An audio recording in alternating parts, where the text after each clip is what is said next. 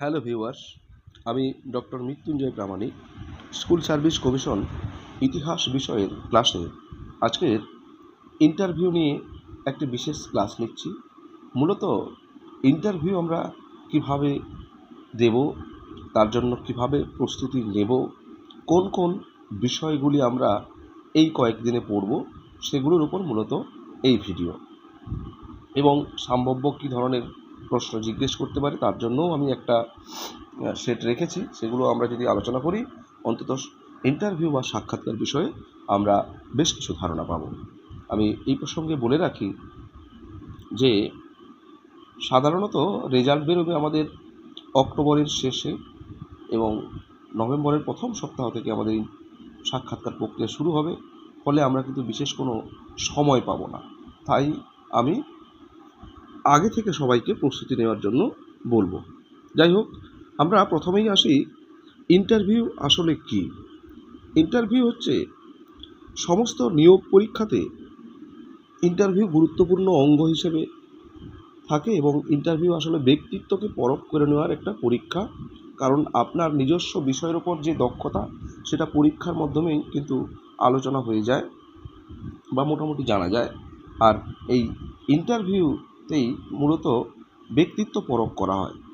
একজন শিক্ষক মূলত ছাত্রের ফ্রেন্ড, ফিলোসোফার এবং গাইড হিসেবে নিজেকে মেলে ধরবে। শিক্ষাদানের পাশাপাশি তিনি সেবামূলক কাজ করবে। সহপাঠ্যক্রমিক ক্রিয়াকলাপে আপনি কতটা যুক্ত হবেন, সেটা সাধারণত এই ইন্টারভিউর উপর নির্ভর করা হয়। এক্ষেত্রে সাধারণত আপনার যেটা প্রয়োজন, ব্যক্তিত্ব, বুদ্ধিমত্তা, উপস্থিত বুদ্ধি, উপস্থাপনা করার গুণ, সবগুলোই থাকতে হবে। একজন শিক্ষকের অবশ্যই ব্যক্তিত্ব থাকা উচিত। ব্যক্তিত্ব মানে সুদর্শন হতে হবে এমনটা নয়, কিন্তু ব্যক্তিত্ব মানে তার স্মার্টনেস এবং তার নিজস্ব একটা বিষয় থাকতে হবে, যে বিষয়ের মধ্য দিয়ে সে ছাত্রীদের কাছে নিজেকে গ্রহণযোগ্য বা গুরুত্বপূর্ণ করে তুলবে। এছাড়াও বুদ্ধিমত্তা এবং উপস্থিত বুদ্ধি তো থাকতেই হবে, কারণ যে কোনো পরিস্থিতিতে নিজেকে সমস্যামুক্ত করতে হবে, বিপদমুক্ত করতে হবে এবং নিজেকে অবশ্যই ছাত্রছাত্রীদের কাছে গ্রহণযোগ্য করতে হবে। ফলে বুদ্ধিমত্তা এবং উপস্থিত বুদ্ধি থাকতে হবে। এগুলো সাধারণত ইন্টারভিউতে জিজ্ঞেস করা হবে। এবং উপস্থাপনা পদ্ধতি উপর ডিপেন্ড করবে একজন শিক্ষক কতখানি পড়াশুনো করেছে এবং তার জ্ঞানের গভীরতা কতখানি। এই বিষয়গুলো কিন্তু আমাদের দেখতে হবে। ইন্টারভিউতে সফল হওয়ার জন্য অবশ্যই প্রস্তুতি পর্ব নিতে হবে। কেমনভাবে সফল হবে তুমি, সেই প্রস্তুতি নিতে হবে। এক্ষেত্রে ভালো রেজাল্ট করা মানেই যে ভালো শিক্ষক হবে তা নয়, কিন্তু আমাদেরকে ভালো করে যে ইন্টারভিউ বোর্ডে যারা থাকবেন তাদের সামনে কিন্তু নিজেকে উপস্থাপন করতে হবে কী করে। সুবক্তা, সুকণ্ঠের অধিকারী তো হতেই হবে। তার পাশাপাশি তথ্যভিত্তিক যে উপাদানগুলো, সেগুলো উপস্থাপন করতে হবে। পরীক্ষার্থীর স্মার্টনেস, কথা বলার ধরন, চালচলন সব কিছুই কিন্তু ইন্টারভিউতে দেখা হয়। তবে কিছু বদভ্যাস যেন তার এই পর্যায়ে না থাকে, এগুলোই এখানে বলা হয়েছে। ইন্টারভিউ বোর্ডে কারা থাকেন? মূলত 3 জন, কোথাও 4 জন থাকেন। অবশ্যই কলেজ লেভেলের শিক্ষক, অ্যাসোসিয়েট প্রফেসররা থাকেন, কিছু অ্যাসিস্ট্যান্ট প্রফেসর থাকেন। তো সেক্ষেত্রে ইন্টারভিউ বোর্ডে মোটামুটি এবং এসএসসি বোর্ডের একজন থাকেন, সে শিক্ষা আধিকারিক হোক বা ওই ধরনের কোনো ব্যক্তিত্ব। মোটামুটি 3 জন বা 4 জন থাকেন। ইন্টারভিউর আগের দিন কী করা উচিত? ইন্টারভিউর আগের দিন মোটামুটি যেখানে ইন্টারভিউ নেওয়া হবে সেখানের কাছাকাছি পৌঁছে যাওয়া উচিত বা থাকা উচিত। মিনিমাম 1 থেকে 1.5 ঘন্টা আগে ইন্টারভিউ বোর্ডে যাওয়া উচিত এবং সেখানে বেশ কিছু করণীয় আছে, সেগুলো আমি বলেছি। মূলত এখানে নিজের কাগজপত্র গুছিয়ে নিয়ে যাওয়া। এই যে আগের দিন কী করব আমরা, আগের দিন মূলত অ্যাডমিট, মার্কশিটের ফটোকপি 2 কপি করে, জলের বোতল, চিকিৎসার ঔষধ, ছোটো পকেট চিরুনি, ঘড়ি, 2টো কাগজ, কালো নীল কালির পেন, পেন্সিল, অবশ্যই যে আমাদের কল লেটার হবে সেটাও নিয়ে যাওয়া, এগুলো গুছিয়ে রাখতে হয় সুন্দর করে, এবং যাতে পরের দিন যাতে কোনো রকম চাপ না নিই এগুলো নিতে হয়। ইন্টারভিউয়ের জন্য পোশাক পরিচ্ছদ যেটা হয় সেটা হচ্ছে সাধারণত ছেলেদের ফুল স্লিভ শার্ট হালকা কালারের এবং ব্ল্যাক প্যান্ট, বেল্ট এবং শুর, অবশ্যই ব্ল্যাক শু, এবং সেটা যেন পালিশ করা থাকে, এই ধরনের একটা ইনস্ট্রাকশন দেওয়া আছে। মেয়েদের ক্ষেত্রে শাড়ি এবং হালকা কালার হোক, স্ক্রিপ্ট হোক, সেই ধরনের শাড়ি তারা পরবে, যেটা অন্তত স্কুলের শিক্ষিকা হিসেবে মানানসই থাকে। পোশাক পরিচ্ছদ ছাড়াও বেশ কিছু আনুষঙ্গিক বিষয় আছে, সেগুলো আমি দিয়েছি এখানে।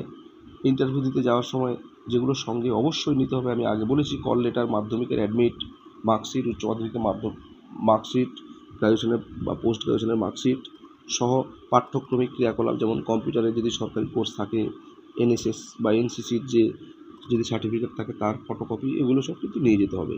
ইন্টারভিউতে ঢোকার মুহূর্তে তোমাকে কী করতে হবে? অবশ্যই ইন্টারভিউতে ঢোকার মুহূর্তে কিছু টেনশন থেকে থাকে, ফলে বন্ধুবান্ধব যারা থাকে আশেপাশে তাদের সঙ্গে কথা বলতে হয়। তবে এই পঠন পাঠন বিষয় ছাড়া অন্যান্য কথা যাতে নিজেকে একটু রিল্যাক্স রাখা যায়। তারপরে তো আমাদের সব কিছু অ্যাডমিট, মার্কশিট, আসল ধীরে ধীরে সব দেখিয়ে তারপরে প্রবেশ করতে হয়। সব এগুলো পরীক্ষা করার পরেই কিন্তু তোমাদেরকে প্রবেশ করতে দেবে। এবং প্রবেশ করার সময় ইন্টারভিউ রুমের প্রবেশের একটা পদ্ধতি আছে, সেটাও আমি বলেছি কীভাবে বলতে হয়। ঢোকার ক্ষেত্রে গিয়ে হঠাৎ করে বসে যাবে না, গুড মর্নিং, গুড আফটারনুন যা হোক কিছু বলতে হবে। বলার পর বসতে হবে। এই ধরনের বেশ কিছু নিয়ম আমি রেখেছি। এই সংক্রান্ত আমি একটা বইও নিয়ে আসছি খুব শীঘ্রই, 3-4 দিনের মধ্যে। ই বুক হবে ওটা, এবং ওই ই বুকটা আমরা যদি পারি সংগ্রহ করব, এবং যারা ইন্টারভিউ নিতে চাও তারা যোগাযোগও করতে পারো। ইন্টারভিউয়ের ভাষা কেমন হবে? ইংরেজি, বাংলা, অর্থাৎ আমাদের যেহেতু ইতিহাস বিষয়, সেক্ষেত্রে আমরা বাংলাতেই উত্তর দেওয়ার চেষ্টা করব। সবসময় চেষ্টা করব যখনই ইংরেজিতে যদি কোনো প্রশ্ন জিজ্ঞেস করে ইংরেজিতে উত্তর দেবো, আর না হলে বেশিরভাগ আমরা কিন্তু বাংলাতেই বলবো। এবং কীভাবে বলবো সেগুলো বললাম আমি। টু দ্য পয়েন্ট উত্তর তো অবশ্যই দিতে হবে। ইন্টারভিউয়ে প্রার্থীর আত্মপ্রত্যয় কেমন হবে? অবশ্যই তার আত্মপ্রত্যয় সাহসী হবে এবং নম্র, ধীর স্থির, ভদ্র, সভ্য, অনুজ্ঞাবাচক, এগুলো তো হওয়াই উচিত। মুদ্রাদোষ কিছু অনেকের থাকে, যেমন হাত নাড়ানাড়ি, পা দোলানো, কিংবা স্বর, গলাটাকে আস্তে করে স্বরটাকে একটু চেঞ্জ করে নেওয়া, পরিষ্কার করে নেওয়া। দেহ মুদ্রাদোষ, বাঁকিয়ে বসা, সোজা করে বসা। দৃষ্টি মুদ্রাদোষ, আমরা সব সময় বলি ইন্টারভিউ নেবে যিনি প্রশ্নকর্তা তার চোখের দিকে তাকিয়েই কিন্তু প্রশ্নের উত্তর দেওয়া উচিত, নাহলে অন্যদিকে তাকিয়ে উত্তর দিলে সেক্ষেত্রে ধৈর্যচ্যুতি ঘটবে। কিছু উচিত অনুচিত আমি দিয়েছি এখানে। সাধারণত চুল অতি সাধারণভাবে ছেলেরা কাটবে। হালকা রঙের জামা, গাঢ় রঙের প্যান্ট, ব্রাউন, কালো বা কালো বেল্ট পরবে। আমি আগেই বললাম মার্কশিট, অ্যাডমিট এগুলো সব নেবে। স্মার্টনেস বেশি দেখানো যাবে না, মানে ওভার স্মার্ট যেটাকে বলা হয়। যথাসম্ভব নির্ভুল এবং সঠিক টু দ্য পয়েন্ট উত্তর দেবে। শুদ্ধ বাংলা বা ইংরেজিতে উত্তর দিতে পারবে। হ্যাঁ, এইগুলোর কথা বলেছি আমি। বিতর্কিত রাজনীতি বিষয়ে এড়িয়ে চলবে। অনুচিত যেগুলো, কিছু ছাত্রছাত্রী আছে যারা অভিনেতা স্টাইলে চুল কাটে, মিলিটারি শার্ট, রঙালা চশমা, গেঞ্জি, টি শার্ট, জিন্সের প্যান্ট, কালো বেল্ট, অন্য রঙের বেল্ট, প্যান্ট অন্যরকম, বেল্ট অন্যরকম, এই ধরনেরগুলো। তারপর হচ্ছে দাঁত নখ খোটানো, এগুলো সব কিন্তু করাই যাবে না। প্রার্থীর প্রশ্নের উত্তরের ধরনটা কী হবে?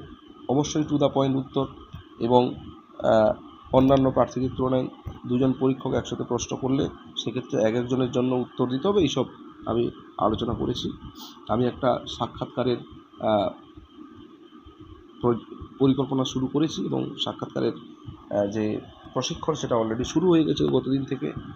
আমি যেটা করেছি, স্টাডি মেটেরিয়াল সব প্রোভাইড করছি, এবং ডেমোস্ট্রেশন ক্লাস,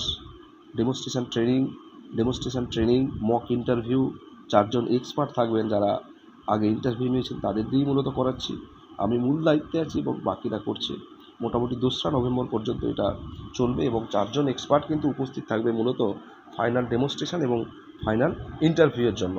যারা কিন্তু এই ক্লাসে যোগদান করতে চাও তারা অবশ্যই যোগাযোগ করবে।